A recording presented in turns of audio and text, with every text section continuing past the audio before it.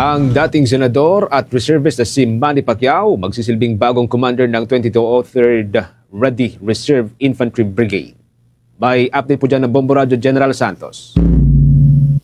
Isinagawa kahapon sa isang convention center dito sa lungsod ng General Santos ang turnover ceremony ng 2203rd Ready Reserve Infantry Brigade kung saan itinalaga bilang bagong commander si dating senador at kasalukuyang Colonel Emmanuel D. Pacquiao kapalit ni Colonel Orlando Labotong.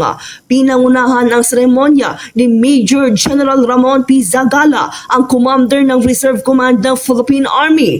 Sa kanyang talumpati, nagpasalamat si Pacquiao sa tiwalang ibinigay sa kanya at tiniyak ang kanyang hangarin na ipagpatuloy ang misyon ng brigada, ang pagpapalakas ng hanay ng mga reservists at pagpapaigting ng serbisyo para sa bayan. Dagdag pa ni Colonel Pacquiao, layunin niya nga mapanatili ang mataas na antas ng disiplina at dedikasyon sa hanay ng mga reservists.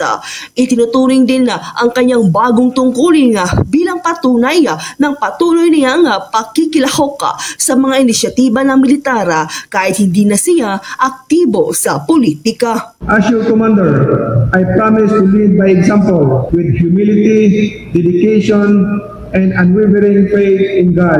Ang tunay na lakas ng ating hukbong sandasahan ay hindi lamang nasusukat sa armas, kundi sa puso ng bawat reservistang handang maglingkod para sa bayan. Together, let us continue to make our brigade a symbol of patriotism, discipline, and unity. Maraming salamat, mabuhay ang Philippine Army Reserve Command at mabuhay ang ating mahal na inang bayan. At yan ang ulat mula sa impilan ng Bombo Radio Jensen. Ito si Bombo Audrey Balabis. And this is Bombo Radio Philippines, the #1 and most trusted source of news and information. Basta Radio, Bombo!